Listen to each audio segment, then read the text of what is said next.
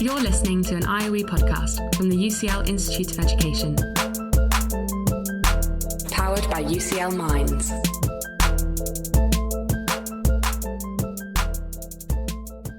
This is Research for the Real World. Conversations with researchers and the paths they've taken to help shape our everyday lives. Hello, I'm Keri Wong. I'm an assistant professor here at the IOE. On this episode, I'm delighted to be talking with Dr. Rebecca O'Connell. Rebecca is reader in the Sociology of Food and Families at the Thomas Coram Research Unit at the IOE. Her research focuses on food practices among children and families in the UK and internationally. Her research has been funded by the European Research Council, Economic and Social Research Council, Food Standards Agency, Public Health England, and Higher Education Innovation Fund. Rebecca aims to inform policy through her research and is keen to collaborate with organizations concerned with the effects of social policies on children's and families' food and lives. Rebecca's recent ERC-funded project, Families and Food in Hard Times, is a mixed methods international comparative case study to understand the causes and consequences of food poverty and their relationship to social structures and public policies in 3 European countries. We're going to chat with Rebecca today about what food poverty means, how she researches it, and what impact the COVID-19 pandemic has had on both. Rebecca, hello.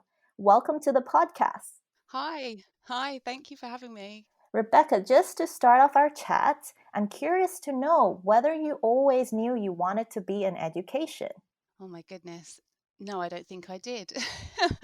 To be honest, I sort of found myself here. Initially, I did an undergraduate degree in social anthropology. Mm-hmm. I went on to do a master's in television documentary. And then I found myself with 2 small children and thinking that a career in documentary television was going to be pretty difficult to kind of navigate in those circumstances. And at the time, my children were going to a childminder, and I became really interested in childminding, family daycare, and just had this idea that perhaps I might apply for a PhD to study family daycare. And I was really lucky. I approached a professor at UCL in the Department of Social Anthropology who agreed to support me, and very fortunately wrote a proposal and was funded by the ESRC to do what's called a 1+3, so another master's in social research and then a 3-year PhD. And that's what I ended up doing. So that's how it kind of started, really. But no, initially I thought I wanted to work in television documentary. That's fantastic. Amazing. Can you tell us then a little bit about what is food poverty and why it matters, as this is a central theme in your research?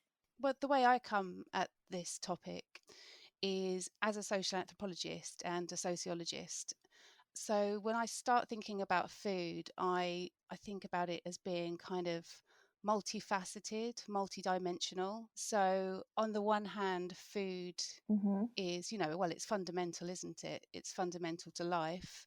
And it's fundamentally material in the sense that it, provides the nutrients that we need for growth, for healthy growth. It plays a part in health inequalities and so forth. But it's also material in the sense that it's a resource that comes into the family or the household and needs to be managed. But not only is it material, it's also essentially symbolic. So food and eating, mediate our relationships with other people. They mediate our sense of self, our sense of self-worth. They're a way in which we control relationships. So food is a way in which governments can control populations, or within the family that parents can control children, for example, by promising them that they can have a favorite food if they eat something they don't like. And children also use food to control relationships, to resist parental control, spitting food out, refusing to eat things. So food really mediates our social relationships, and it's really vital to them. So when I think about food poverty, I think of it in the sense that Peter Townsend talked about poverty. So this idea that being poor isn't only about being materially deprived, it's also about this kind of social dimension. So being excluded from the kind of customary activities that people take for granted in the society to which you belong. So not being able to take part in those. And then as part of that, or as a consequence of that, being made to feel excluded, or being excluded and being made to feel ashamed. So thinking about food poverty in those ways, we can think of it as being not only material, but symbolic, social and psychosocial as well. That's really fascinating perspective you've just proposed. I like never thought of food that way. I mean, food plays such a massive part in my culture and Mm. social interactions. That's so true, that food would mediate relationships and things like that as Yeah, well. yeah. I guess my next question is about your recent ERC funded project. The ERC, if for those of you who don't know, it's a very prestigious grant and it involves lots of preparation and very few people get it. So, Rebecca, can you tell us a bit about how long you prepared for the grant and why you applied for the funding to do the research? When it came to the ERC grant, I think it was in about 2012. I'd just been, we were just seeing the effects of so-called austerity measures really starting to kick in the UK, and reports of, families needing to use food banks, teachers having to feed hungry children and so forth. We've, become quite familiar with those now. But at the time that was fairly new. But the research that was kind of coming out tended to be more statistical social science, so that treats households as one unit and doesn't really look at what goes on within the household. And then the more qualitative research that existed tended to focus on mothers' experiences. And there's really good reasons for that. It's mothers who are the managers of poverty usually. But at Thomas Corwin Research Unit, we specialise in policy relevant research about children and their families. And it just seemed really clear to me and to us that we needed to look at what children's experiences were in families where there wasn't enough food or money to go around. How did they experience living on a low income and being food poor? What were their contributions in families? How did they negotiate with parents and so forth? So really looking at some of these intra-household kind of processes that happen. And we also wanted to understand the context a bit better, and to compare the UK context with other countries that shared some similarities but were also different in some ways. So the ERC, European Research Council grant, just seemed like it would give us the room and the time to be able to pursue some of these questions in a comparative research design. And for me, I mean, I was really lucky to be able to get it, really fortunate to be supported by, colleagues at TCRU and at the IOE in getting access to that grant. It was quite amusing, really. I was pregnant at the time that we had to do the preparation, and I had to go to Amsterdam to take part in some training that was being offered, because the interview for the European Research Council grants is quite scary.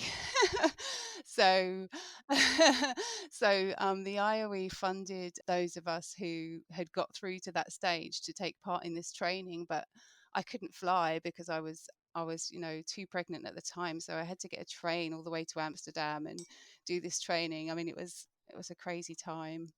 Yeah, we were really fortunate to be awarded it. It gave me the time as well to move into a slightly new research area, which has been great because, poverty is a huge area to move into, with having not come from that background, having come from food, sociology of food and food studies more into poverty would have been a bit intimidating, I think, without having some time to kind of familiarize myself with the literature and so forth. That's really incredible. I mean, getting the grant obviously is not easy, and it sounds like you going for the interview was also not an easy process as well. We had a baby with us when we went for the interview. So by the time that the interview actually happened, I had a 3-week-old baby, and she had to come. So it was a great day. My colleague Julia Brannan came as my kind of chaperone and looked after the baby whilst I went up to do the interview. So we managed to kind of brainstorm on the train on the way there, and yeah, we were just really fortunate to get funded. There's a bit of luck involved, isn't there? It's a question of timing quite often. We had a good idea, I think, and a solid design, and the time was right. Yeah, that sounds incredible. And so, you mentioned a little bit about giving voice to children, understanding what their experiences are in the family home. And obviously, conducting research across different countries is never easy.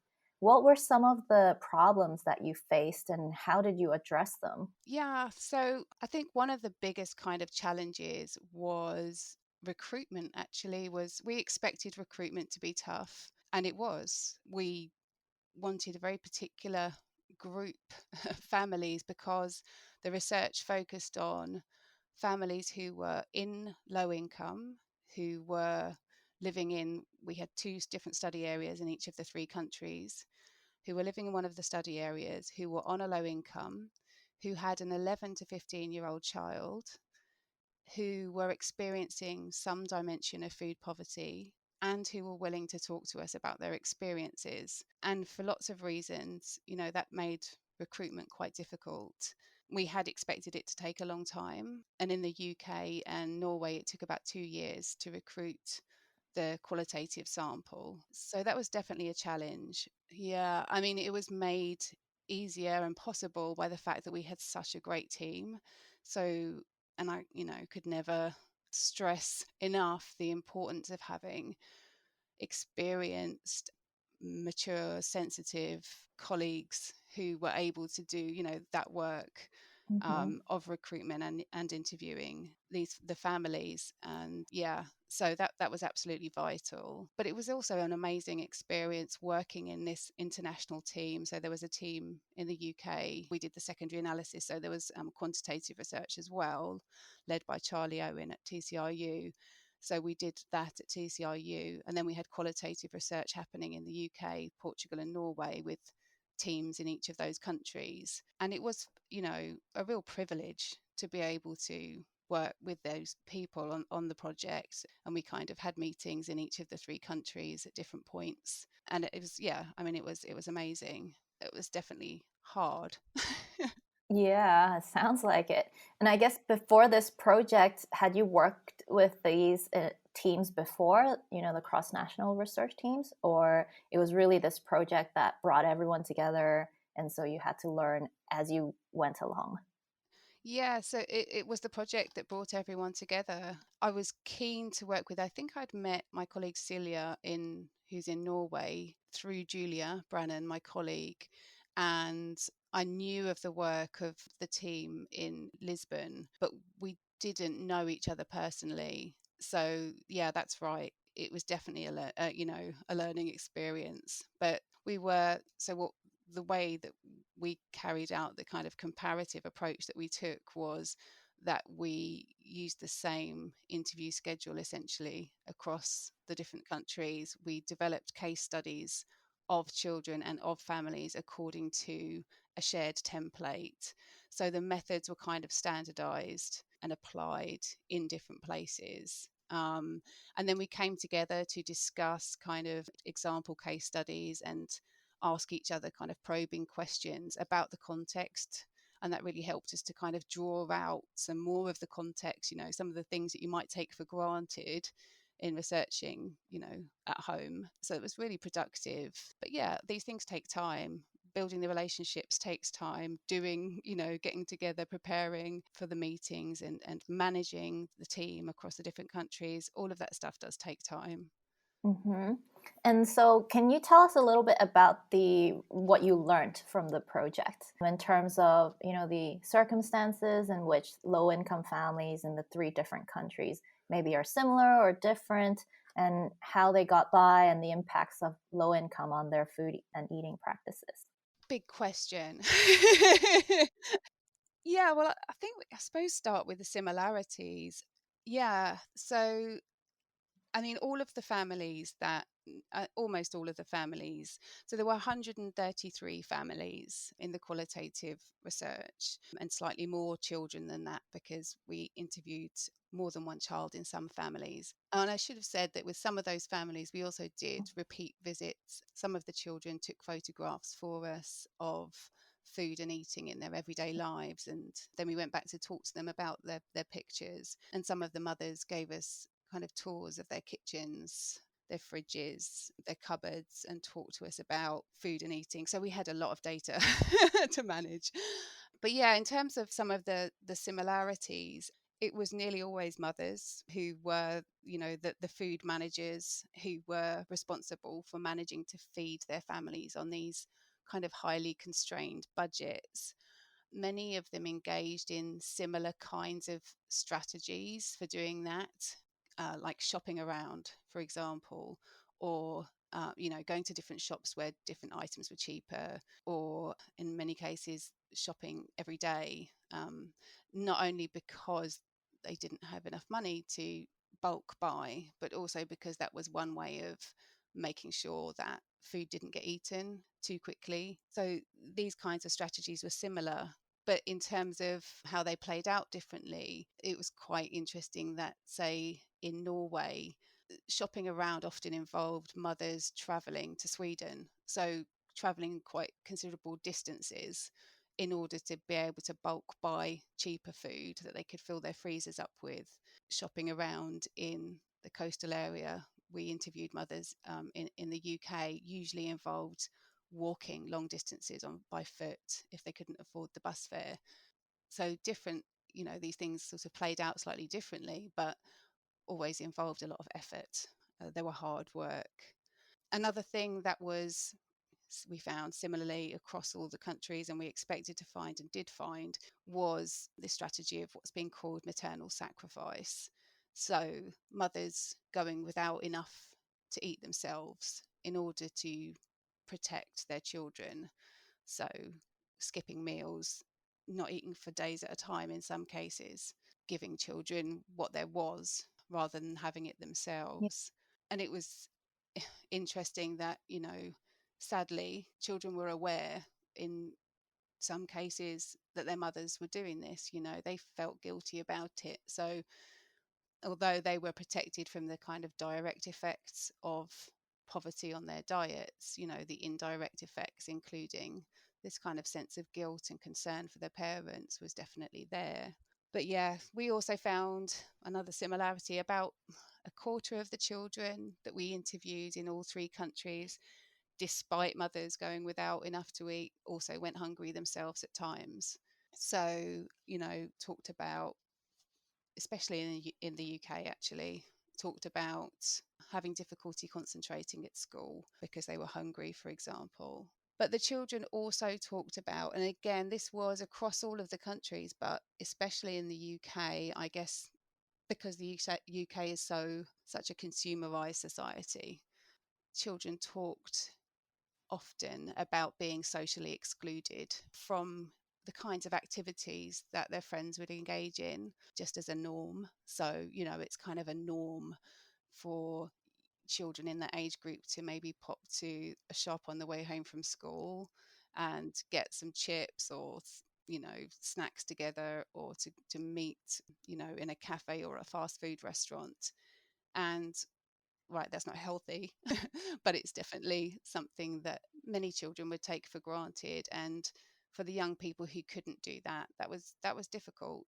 And they talked more about that in the UK than they did in the other two countries.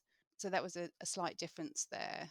In Portugal, the young people talked a lot more about the importance of eating with family, actually, which I guess you might expect. But yeah, in the UK, they talked about inequality. They talked about feeling excluded. They talked about making excuses to their friends for why they couldn't go to places. And in all of the countries, children talked about juggling very small amounts of money in order to enable them to do these things, to join in social activities. So they might be given a little bit of money to spend at school on a snack, or they might be given money for their bus fare, or they might get a pound or a euro from their grandparents, from time to time, and saving this up in order to be able to join in some of these activities. But of course, that requires a lot of planning.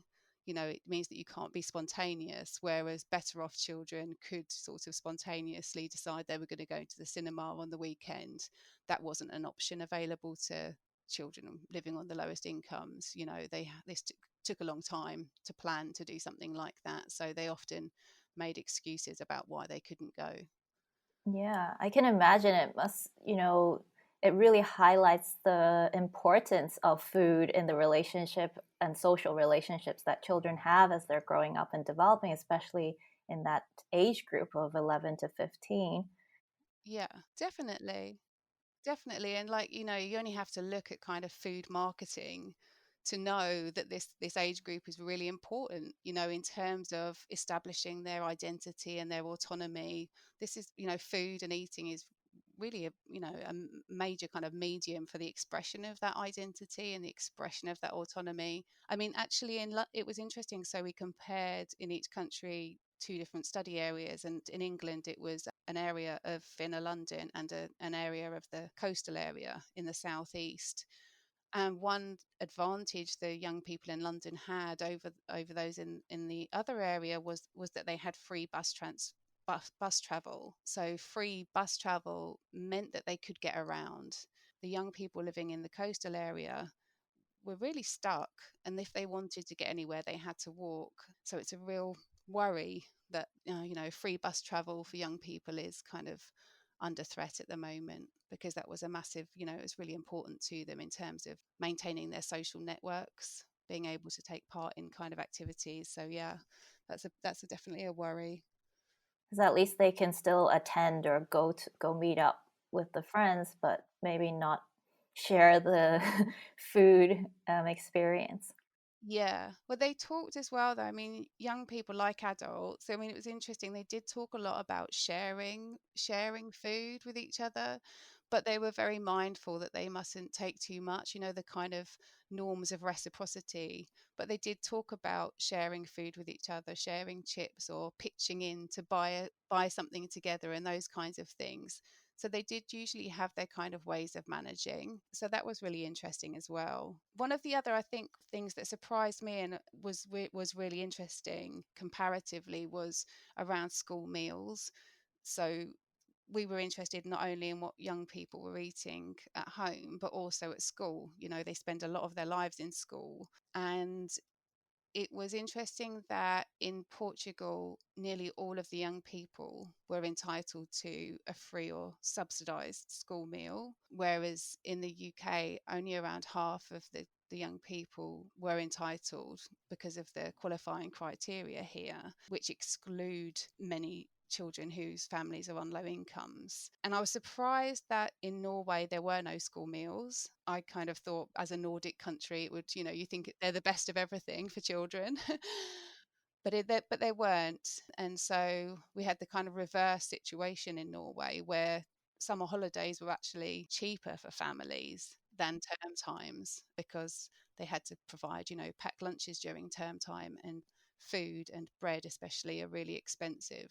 But yeah, the young people in the UK spoke a lot about feeling excluded from school meals, or not being able to afford them. Whereas in Portugal, they had this kind of standardized 3-course meal, which was a great help to families, and mothers talked about what a help it was as well when they were struggling to feed children at home. Yeah, surprised to learn about these differences across countries as well. And I guess my next question relates a little bit to the UK findings that you were talking about.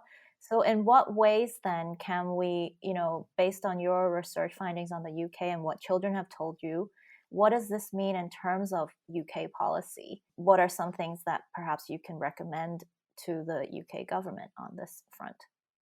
Yeah, so we were really lucky in being funded. We really wanted to make sure that our findings were kind of helpful for organisations who are concerned with poverty and its effects on children and families.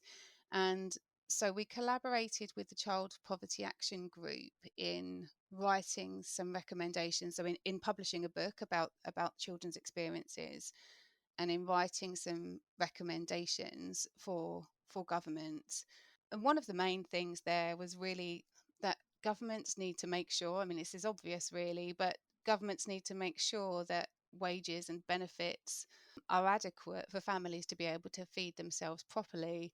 And they're not at the moment in the UK. One of the problems here is that kind of food security or household food security has kind of been left as a gap for charities to fill.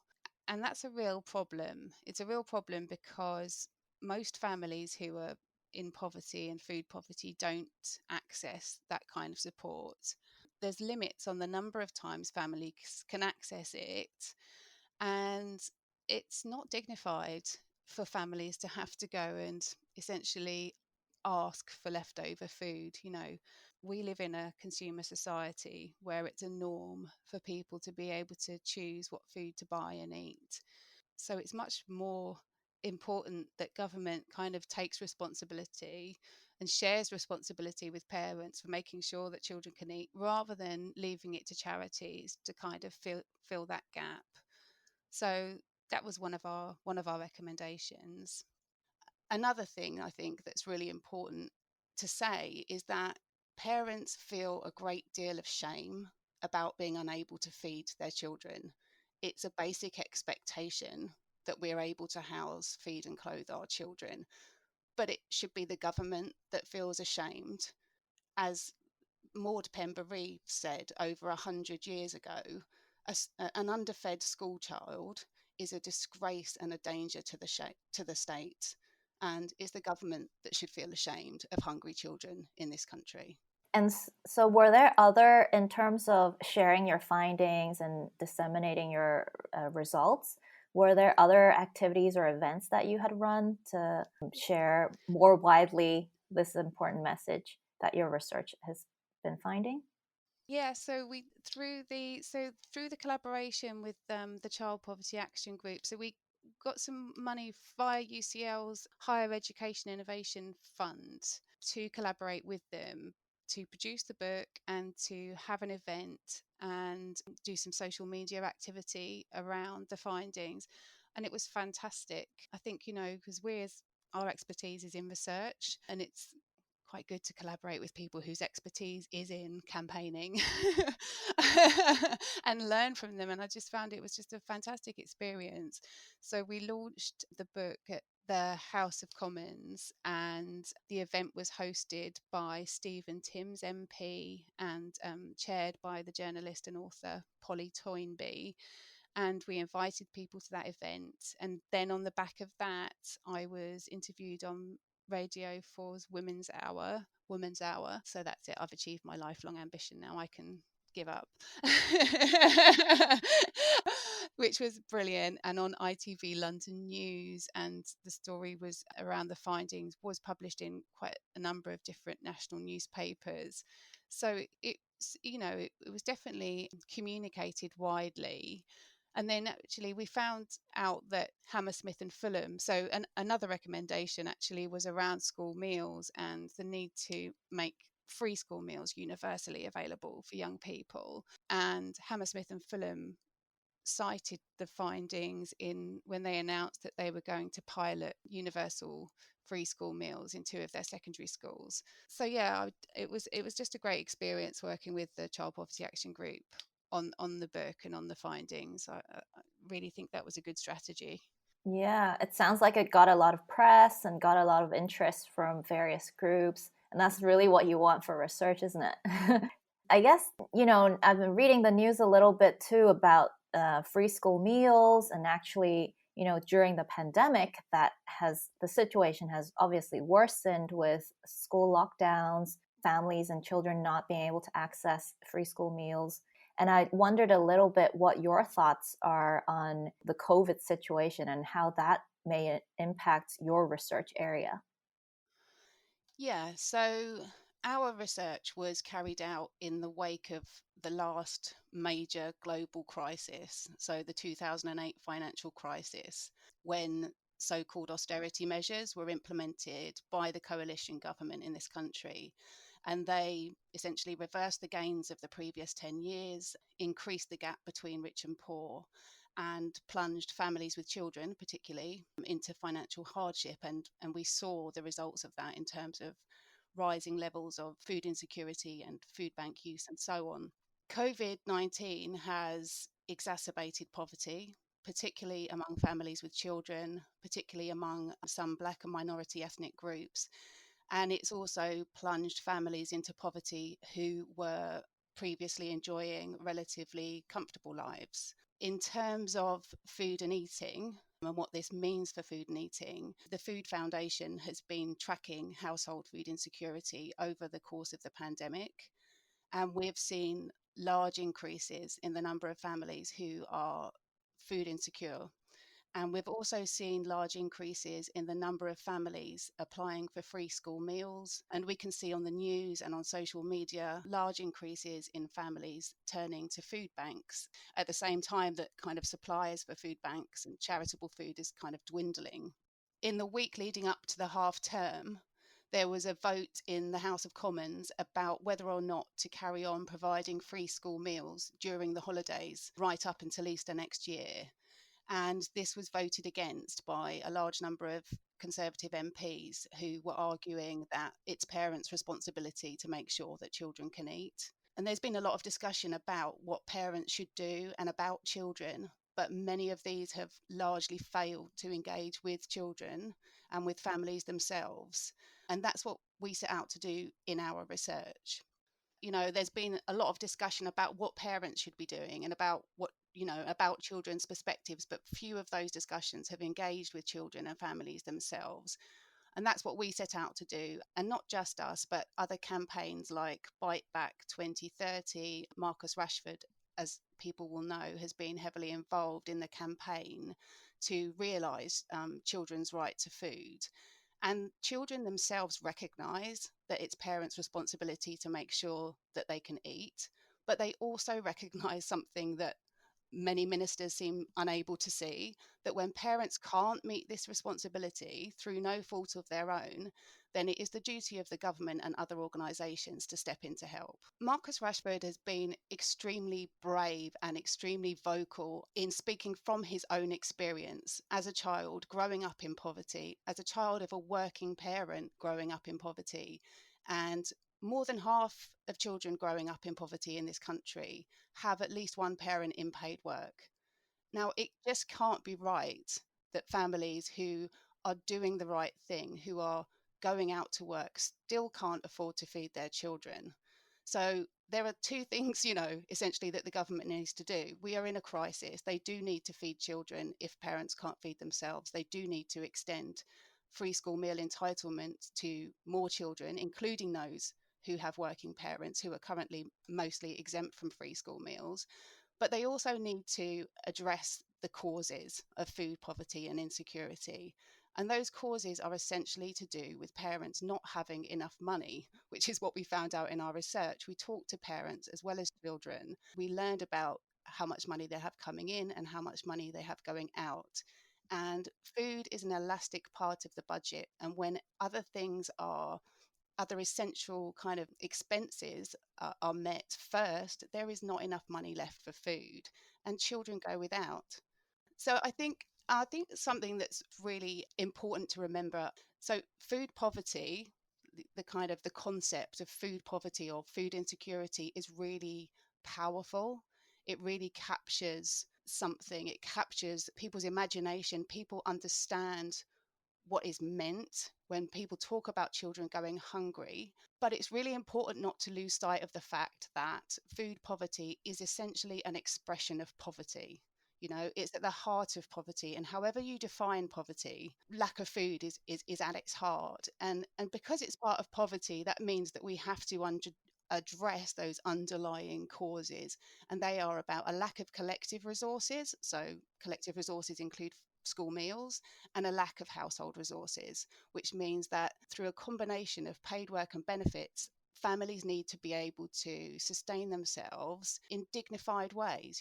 Children shouldn't only be able to survive, they should be able to flourish, and they're quite clearly not able to at the moment. Definitely. And it sounds like, if anything, you probably need another research grant to further pursue, this area of research, because it's so important. I really think it's important that higher education can be so competitive sometimes. And I think, I really believe in the importance of kind of collaboration.